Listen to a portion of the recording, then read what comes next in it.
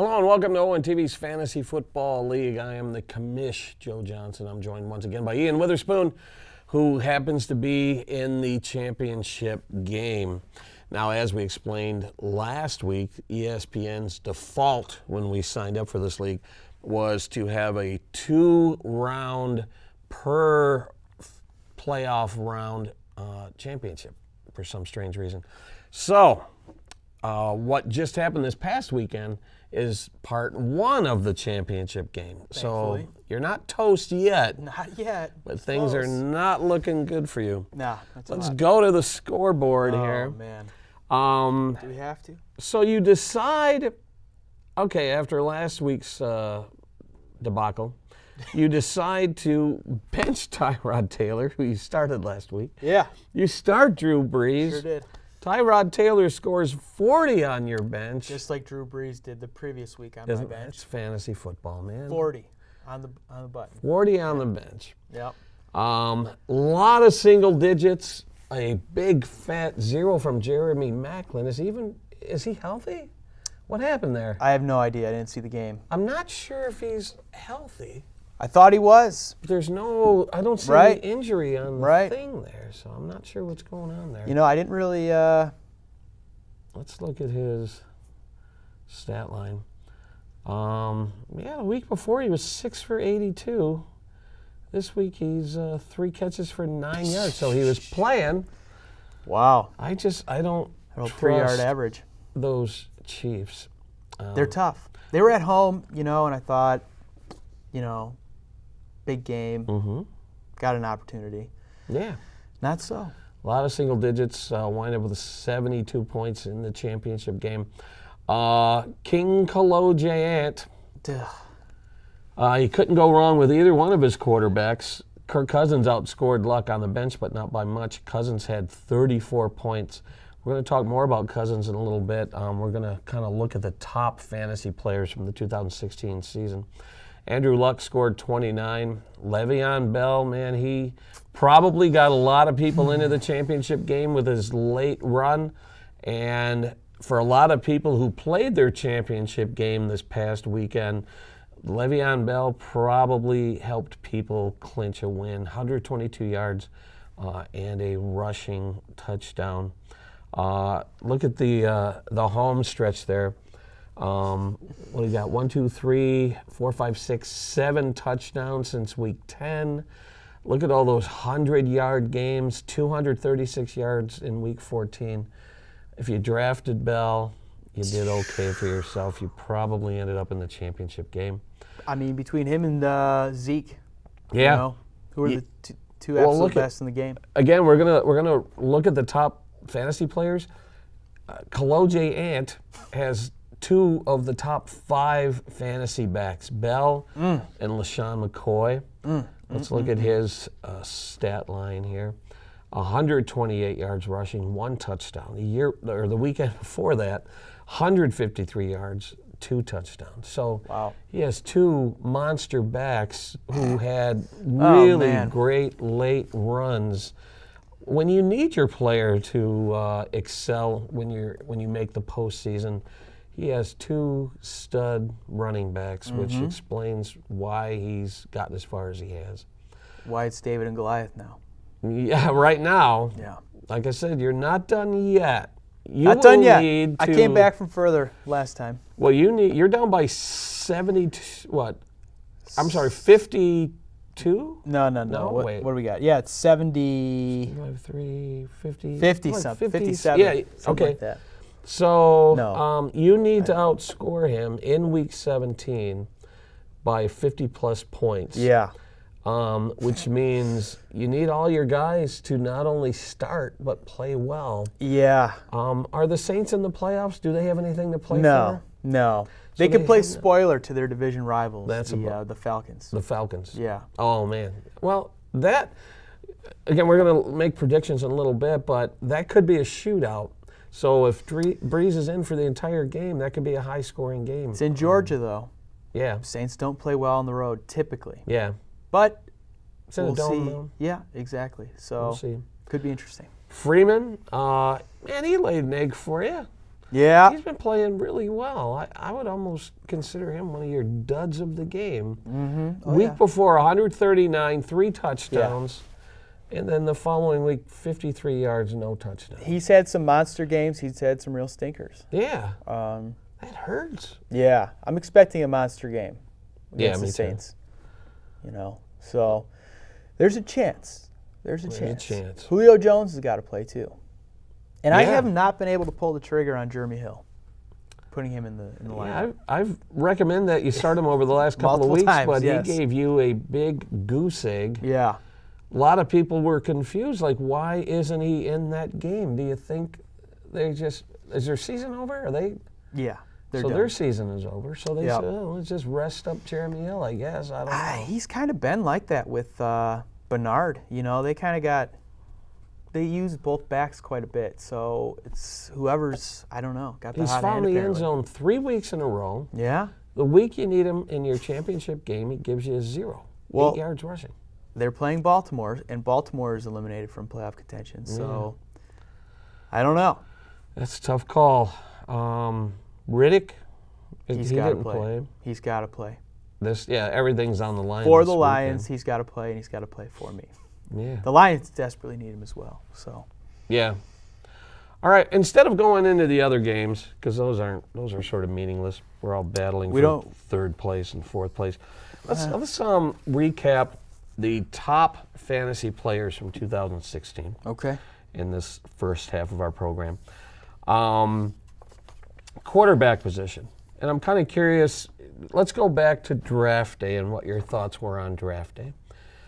Number 1 quarterback, according to the stats that I was looking at earlier today, was Drew Brees, your quarterback. Does he feel like the number 1 fantasy quarterback? For a lot of the year. I mean, they went, they can go 8-8, I think, something like that. So with him, he just got a new contract. There's a vote of confidence for Sean Payton a little bit. So I just thought he's got kind of a proving year. So he did perform well in about half the games. Yeah. So, and when he performed well, he performed really well. Yeah. 40-plus points, so. Number 2 on the season, Aaron Rodgers, who for a lot of people have been down on Aaron Rodgers, saying what's wrong with him, what's happening with Aaron Rodgers. But in fantasy, call it garbage time, call it what you will, he's produced pretty consistently all season, and ends up being the number 2 quarterback in fantasy. Did you expect that on draft day? With Aaron Rodgers, yeah. Yeah? Oh, yeah. Him or Tom Brady. Well, Tom Brady, he's not known as a huge fantasy guy. He's reliable, obviously, but Aaron Rodgers and Matt Ryan, pretty prolific. Matt Ryan, number 3. Tom Brady. Now, what's amazing about Tom Brady making this list at number 4 is, maybe some of you have forgotten, Tom Brady missed the first quarter of the season. Yeah. And he winds up the number 4 fantasy quarterback. Tom Brady revenge tour. I think he's got a chance for the Hall. You think? Well, if he does it this year, I think that will really put the nail in the coffin. Yeah. No, I'm kidding. He was there in 2010 probably. It's astounding to me that he's the number 4 quarterback in fantasy after missing the first 4 weeks of the season. Yeah. And probably the biggest surprise on this list, coming in at number 5, is Kirk Cousins. I don't think anybody predicted that, short of your opponent who drafted him. But Kirk Cousins coming in number 5 in fantasy. You should send this to his agent. He's going to have some negotiating to do this offseason. Definitely. I mean, do you remember the beginning of the season? There was some controversy around Kirk Cousins. I remember hearing that there was friction in the locker room and he didn't have the team behind him. Yeah. But he sure has proven himself throughout over the course of the season. Yeah, and if they win this weekend, they're in the playoffs. Yeah. So a lot of that's on him. They're a good team, but you got to have a good quarterback. He has been a pleasant surprise. Like I said, probably the biggest surprise when it comes to quarterbacks. Yep, I agree. Let's talk about running backs. Ranked number 1, this is not much of a surprise, is David Johnson from the Cards. Over the course of the season, he's had 16 rushing touchdowns. I believe that leads the league. Tack onto that 4 receiving touchdowns, and he's had 4 100-plus yard games over the course of the season. What were your thoughts when you think back to draft day when he's on the board? Did it ever occur to you to say, man, I got to get that guy? No. It did occur to me. Yeah. And I'm not sure why I didn't end up with him in any of my leagues. I think I might have, like in some of my leagues that I'm in, it's an auction league, and I think I might have had a set price, and when it exceeded that price, I passed on him. In hindsight, I wish I would have gotten him in all my leagues. Could pay a lot for him, and it would have been worth it. Yeah, definitely. And then, we all know that Dallas has a great offensive line. Everybody was high on Ezekiel Elliott coming in as a rookie at the beginning of the season. But who would have guessed that he would finish as the number 2 running back in the league? 15 rush touchdowns, 1 receiving touchdown, 700-plus yards for a rookie. It's amazing, man. It is. It's a bummer. And he went to Ohio State. Now he's in Dallas. Yeah. And I'm always, on draft day, I'm always high on rookies, especially running backs. I always want to take a chance on rookies. Unfortunately, I took a chance on all the wrong rookies and let Elliott slip through my fingers. And some people are saying MVP in the NFL. I know he's a candidate for MVP, but some people are saying, let's see what Dallas does in the playoffs. But some people are saying Elliott MVP. That's interesting. Yeah. I don't think I could give it to him. No? No. Prescott's in the discussion too. No way. I mean, he's good. He's impressive. Yeah. We saw that firsthand last night. Elliott has blown me away. Yeah. Ranked 3rd on the season, Le'Veon Bell. Now, he started off kind of slow, but he came through for his owners when they needed him, and that's the second half of the season. And he missed four games, Missed, Yep. What was it? Was it a suspension or injury? Yeah. Suspension. Maybe it was 3, but yeah. 3 games. He missed 3 games at the beginning of the season. Comes in, 7 rushing touchdowns, 2 receiving touchdowns. Like I said, those aren't huge numbers. 600-plus yard games. 1 200-plus yard game in Week 14. Those aren't huge numbers, but that all happened in the second half of the season. Yeah. So those needing a push to get into the playoffs counted on Bell to get him there. And the Steelers did. They won their division. Yep. So. Exactly. Yeah. Ranked 4th, LaShawn McCoy with Buffalo. 13 rushing touchdowns and a receiving touchdown. Who would have predicted that, man? He wasn't even on my radar on draft day. No, I thought he'd be, somebody would bite on him high and be disappointing, but yeah, King Kaloje hit on him. Yeah, right. 700-plus yard rushing games. Wow. Very impressive. And then rounding out the top 5, DeMarco Murray with Tennessee, another one I just was not on my radar. Anyone who was willing to draft him, I was like, you could have him. Tennessee's got a good line. Yeah. And Derrick Henry might be, depending on what happens with DeMarco Murray's future. I don't know his contract status or anything, but I think you put any back behind that line, they'll do all right. Yeah. Fortunately, they didn't make the playoffs. I thought they were going to make it, but I guess they just didn't quite make it. Well, they had to win against Jacksonville, but Mariota went down. And Jacksonville kind of blew them out. 2 good quarterbacks went down this past weekend. Same just thing. Recapping Murray's numbers, 9 rushing touchdowns, 3 receiving touchdowns, and at one point during the season he had 5 straight games with a touchdown and 5 100-plus yard rushing games. So it was a surprising season for Murray. And then wide receivers, this comes as no surprise, even though a lot of people might look at 2016 as a down year for Antonio Brown, but he finished the number 1 wide receiver in fantasy football. 12 receiving touchdowns, 400-yard games. I don't know why season after season after season I pass on Antonio Brown. I always let him to go to somebody else, and I always regret it. And the Steelers. Yeah. People, I don't know. They weren't on my radar as a team, but they're division winners, so they're going to be interesting in the playoffs. Yep. Ranked number 2, Jordy Nelson. No surprise there, even though there were question marks on draft day because of his health concerns. But get this, these are some amazing numbers, and I'm actually surprised that he's not at number 1, but he has more receiving touchdowns than Antonio Brown, 14, and 5 100-plus yard games, more than Antonio Brown. And get this is the most impressive stat. Only 4 games this season has Jordy Nelson not scored a touchdown. Wow. He's had a touchdown in every game of the season except for 4. That's amazing. Let's hope they make it 5. Yeah. And what cracks me up about this is the guy that I'm facing this week, Ian Locke.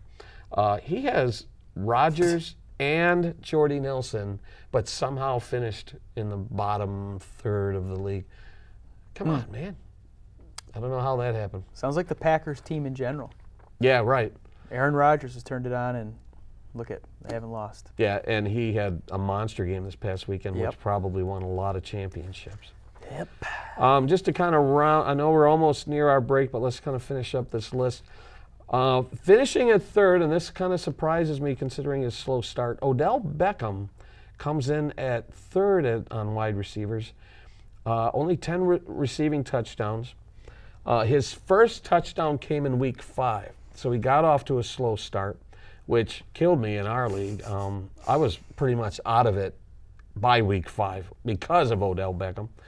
But he went on to finish third, 400-plus yard games, and one 200-plus yard game against Baltimore in week 6. So he made up for it in the second half of the season, but it kind of surprised me to see him finish at number 3. We've been talking about this guy all season long. Number 4, Mike Evans. What an amazing season for that guy. 11 receiving touchdowns, 400-plus yard games. But for those counting on him during the playoffs and the championship game, he's only had 1 touchdown during the last 4 weeks and had 3 zeros in a row. So Mike Evans got you there, but you had to count on somebody else to finish it up. And they're out. So. Yeah. So, but Mike Evans is going to be a top 5 receiver next season. And then making a comeback this year is Ty Hilton. T.Y. Hilton. I have it written as Ty. 6 touchdowns, 600-plus yard games. So nice comeback from T.Y. Yeah. So those are your top 5 wide receivers. I'm only going to talk about the number 1 tight end, and that's because I mocked him and was down on him on draft day. Travis Kelce. I don't know if you remember this. Who has him? Is that the Sammy? Sammy, I think, had him, drafted him. And when he came off the board, I remember shouting out, Travis Kelce is dead to me, because I had him the previous season where he did nothing for me. And I said, if you want him, you could have him. And Kelce finished as the number 1 tight end. Even though he hasn't scored a lot of touchdowns, 4 touchdowns, but he has had 6 100-yard receiving games. Wow. And so I guess you could say he's been consistent. So let's look at the perfect draft. Let's go back to draft day. Imagine sitting there and you put this team together, you more than likely would have won your league. Quarterback, Drew Brees. Running back 1, David Johnson. Running back 2, Ezekiel Elliott. Running back 1, Antonio Brown. Wide receiver 1, Antonio Brown. Wide receiver 2, Jordy Nelson. Tight end, Kelce. Kicker, Tucker from Baltimore. And the team that I drafted, the defense that I drafted, the Chiefs, I cut in like week 4 when they blew up and scored like 40-something points right after I cut them. They finished as the top fantasy defense. So that's your perfect draft. Do you think that draft would have been possible? Yeah. You think so? Yeah. Brees, Johnson, Elliott, Brown, Nelson. It depends. If you're in an auction league or a snake league. If you're in a snake league, I don't think you could have gotten Brown and Nelson, but it's possible. Right. But it's doable. So that would have been your perfect draft. You would have won your entire league if you drafted those guys. I'm going to save this for next year. Yeah. See what happens. All right. Let's take a quick break. When we come back, we're going to look ahead to the final week of the NFL season, week 17. Come right back after this. Every day, 2,500 teenagers nationwide using prescription drugs to get high for the first time. Accessing these drugs is as easy as opening a cupboard, drawer, or medicine cabinet in any home, including your own.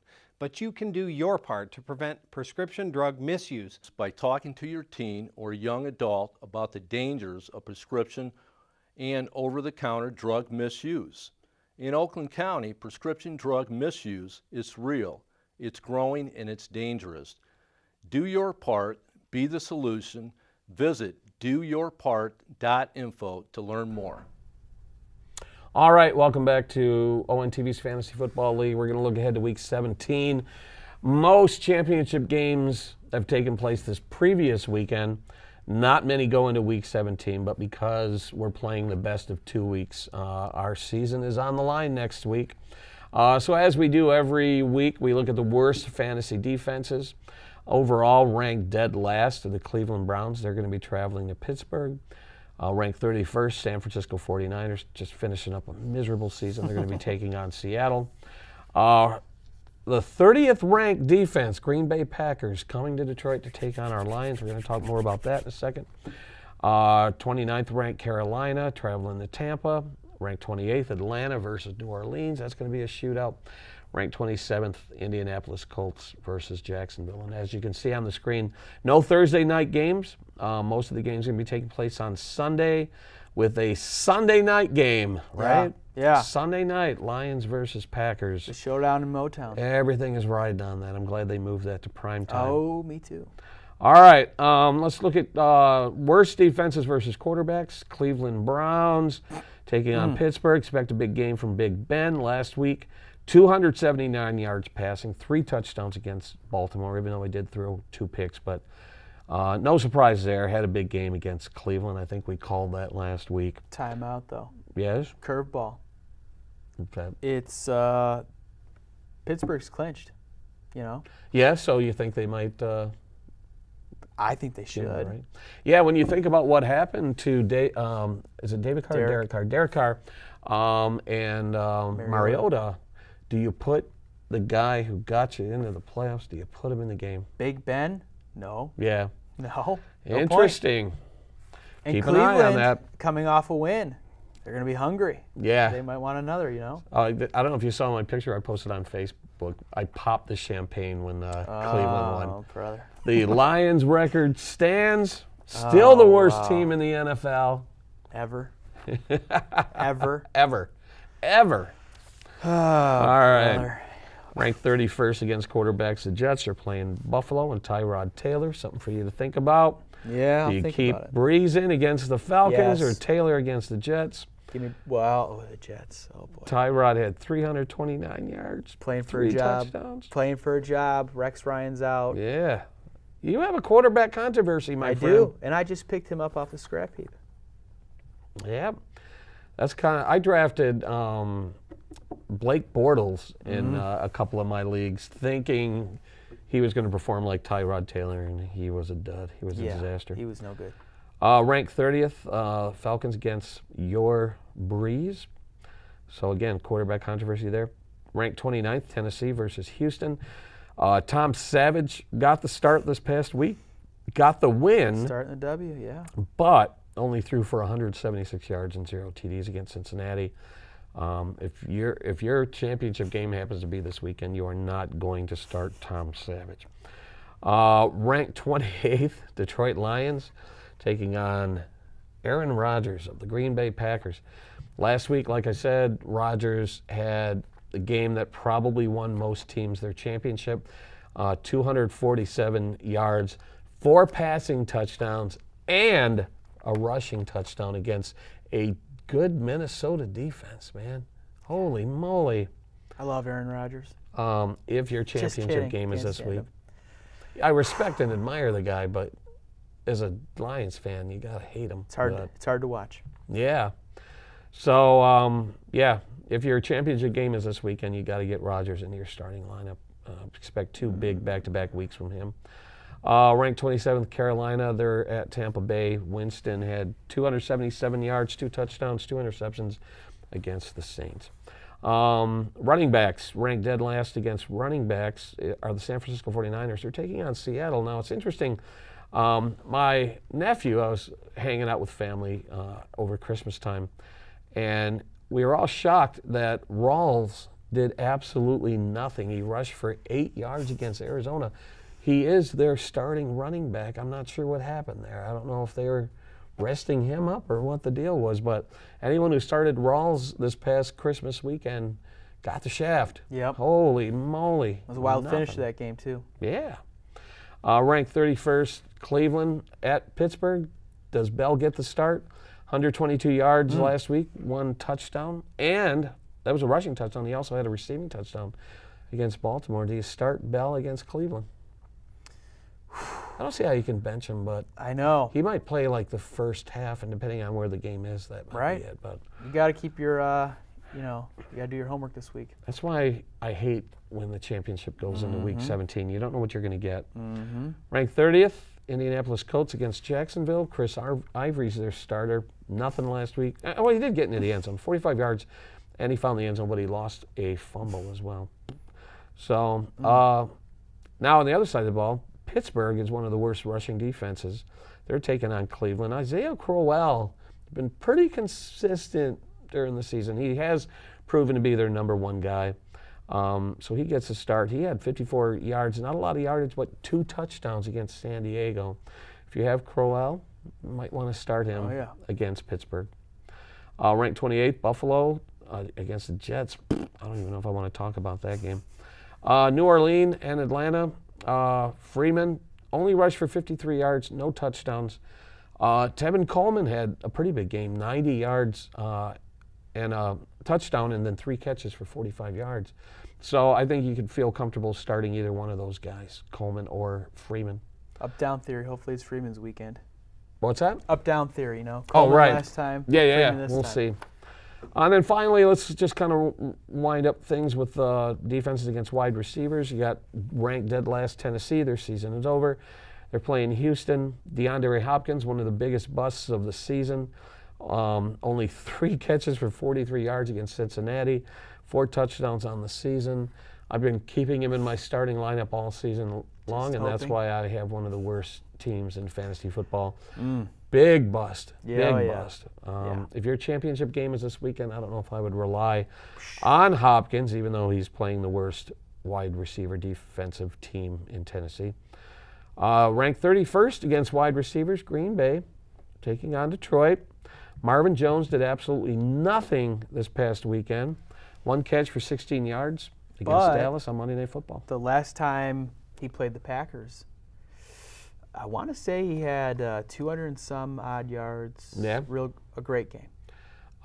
Tate had a decent game, 6 catches for 58. Ebron, 8 for 93. He's on my roster.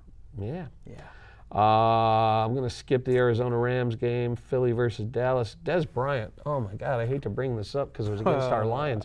But what a performance from Des Bryant. He only had 4 catches, but for 70 yards, 2 touchdowns, and that passing touchdown was Left-handed.